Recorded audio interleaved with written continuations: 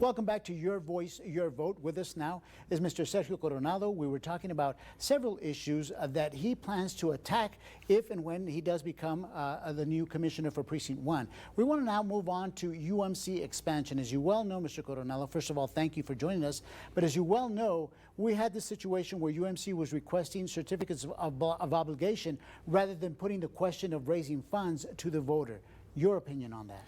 You know, I'm for these projects that the county wants to do with respect to our health care. We have those needs of, you know, they want to do a cancer center. We also have some needs for, we're overcrowding in the area of both intensive care unit, surgery unit, an emergency. So we have a lot of these needs. We found out these needs during the pandemic, that some of the individuals that, you know, aside didn't have issues with COVID, we couldn't treat them because of the overcrowding resulting from the pandemic.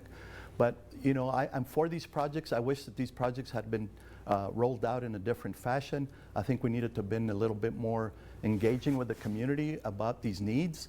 Roll them out, make sure that we go to each one of the areas in the city with each one of the precincts, involve the community, and we should have done it at an earlier time.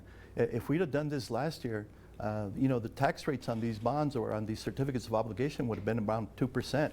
We're now looking at a substantially higher amount, more like around 6% or so.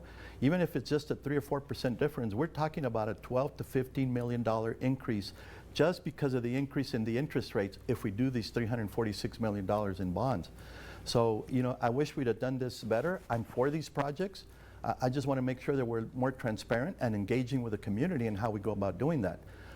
The proposal as it stands now, unless the interest rates increase, is that we're looking at about a $7 to $8 increase per month for residents of the county on probably a $150,000 home. You know, it's not much that it seems like, but what I'm telling the community is that, you know, the state leadership turned down funds that would allow us to be able to expand Medicaid, and so, you know, we turned that money away, free money. Our community has a lot of need for access to health care. We have one of the highest poverty rates in the state. Probably 1 out of 5 people in our county are below the poverty level. And so they don't have great access to health care, and when the state is turning money down, then we as a county need to step up and provide these services. Okay, let's now move on to law enforcement and crime. Do you see a situation like that in your precinct that actually needs attention? Is law enforcement up to par to where you think it should be? And is crime low in your precinct, and what do you plan to do about it? Well, you know, thankfully, Saul, both in the city and in the county, we have one of the safest cities and counties in the country. And that's thanks to our law enforcement and our officials. But, you know, we need to do a better job of it. Sure, we can always do better. I think that specifically when it comes to schools, to the safety of the schools, that's really a priority. You know, I don't understand what's going on in our country when we have all these school shootings and mass shootings. You know, we just need to be a little bit more prepared in our schools, but at the same time, our state leadership needs to respond by making more funds available. Every time that we spend more money on security, that's a dollar that we take away from the instruction of our kids. Not only that, our kids nowadays, our students have more need with respect to you know, mental health issues. And so that's also taken away.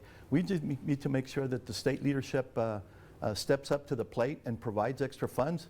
Our teachers are leaving the profession because we don't have enough money to, you know, so when we stop and focus on security, which is a great need, then we take money away from the other salaries of teachers and instruction. We need to do a better job with doing that. I plan to make sure that we lobby the state for additional funds, not just for our schools for security, but also in the county to make sure that we are fitted, you know, with the equipment and proper training for our sheriff's department and our constables. A lot of times they respond to calls and there's, you know, people with mental health issues. Thankfully, the sheriff's department, I appreciate their work on this. They've got a crisis intervention team that now pairs a clinician with a deputy to go out and these certain calls where we have a need for somebody who has mental health issues and try to divert those people from going into the criminal justice system where it's going to cost us more to treat them. Thankfully, we need to do a better job with prevention on these issues with mental health, because what we're doing in the past is letting them get involved in the criminal justice system, and that's just not right. Okay, Mr. Coronado, thank you so much for sharing your views on several topics. And remember, the one way to make sure your voice counts is by casting your ballot November 8th. You can count on ABC7 to have complete coverage of the final results. Thank you for joining us.